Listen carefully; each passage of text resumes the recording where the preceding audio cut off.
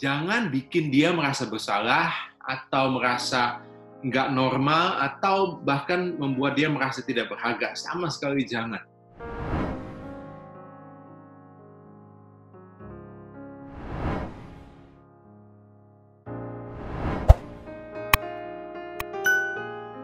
Bagaimana menyikapi anak laki-laki usia 7 sampai 8 tahun yang sering menunjukkan gelagat atau sikap agak kemayu dan kadang suka berperan sebagai perempuan ketika bermain peran bersama temannya. Oke.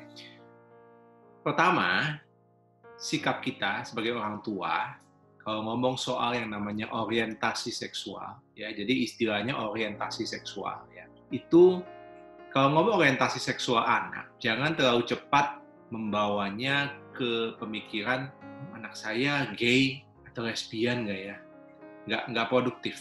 Jangan terlalu cepat bawa ke situ, karena kita jadi terlalu cepat menghakimi anak dan sangat mempengaruhi bagaimana kita memperlakukan dia dan mempengaruhi bagaimana kita menerapkan pendidikan seksual terhadap dia. Jadi mestinya bagaimana?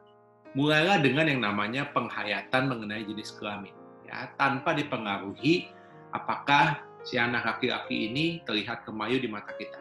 Karena begini, pendidikan seks pada anak di masa katakanlah TK, SD, kelas 1 sampai kelas 3, lebih banyak mengenalkan soal perbedaan laki-laki dan perempuan.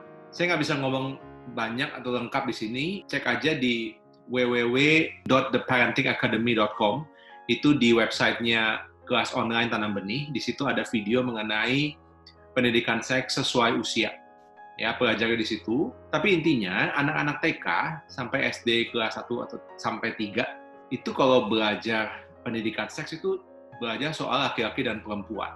Ya, bedanya di mana, dan soal penghayatan mengenai kepriaan atau kewanitaan. Jadi artinya, kalau dia laki-laki, maka dia belajar untuk menghayati dan bangga sebagai laki-laki. Kalau dia perempuan, ya dia belajar untuk menghayati dan bangga sebagai perempuan. Tanpa, ya sekali lagi saya tekankan, tanpa menggunakan yang namanya rasa bersalah. Apabila anak kita tidak menunjukkan kewanitaan atau kepriaan yang cukup di mata kita. Juga perlu diingat bahwa rasa kepriaan atau keperempuanan itu banyak dipengaruhi oleh kadar hormon di dalam diri setiap orang. Seperti hormon testosteron dan hormon estrogen. Artinya, spektrumnya itu luas sekali, nggak hitam atau putih doang, nggak iya laki-laki atau bukan laki-laki, nggak iya dan tidak seperti itu, ya, luas spektrumnya. Jadi yang pertama, mulailah dengan proses penghayatan terhadap jenis kelaminnya, dan usia 7-8 tahun masih masuk periode ini. Dan yang perlu dilakukan oleh orang tua adalah mengajarkan penghayatan tersebut dengan lihat aja kepada ayah dan ibunya, itu yang paling simpel sebenarnya. Tentunya kita sebagai ayah ibunya perlu terlebih dulu untuk punya penghayatan mengenai kepriaan dan kewanitaan yang seimbang dan dewasa. Ya, maksudnya seimbang dan dewasa adalah begini, misalnya saya bapak, tapi saya punya pemikiran begini, oh kalau laki-laki itu nggak boleh nangis. Apakah betul? Nah, jadi kita juga mesti sebagai orang tua punya ya penghayatan dan pemikiran yang benar mengenai kepriaan dan kewanitaan. Seperti itu. Nah, kalau kita sebagai ayah ibunya sudah pada tahap seimbang dan dewasa seperti ini, maka anak akan jauh lebih mudah untuk belajar. Soalnya itu kelihatan langsung di depan matanya, teladannya. Kalau papanya seperti begini, mamanya seperti begini. Ya. Jadi, tetaplah mengajarkan soal penghayatan akan kepriaan kepada anak laki-laki yang seperti itu, gitu ya. Jangan perlakukan dia secara kasar, jangan memaksakan secara semena-mena, jangan bikin dia merasa bersalah atau merasa nggak normal atau bahkan membuat dia merasa tidak berharga. Sama sekali jangan.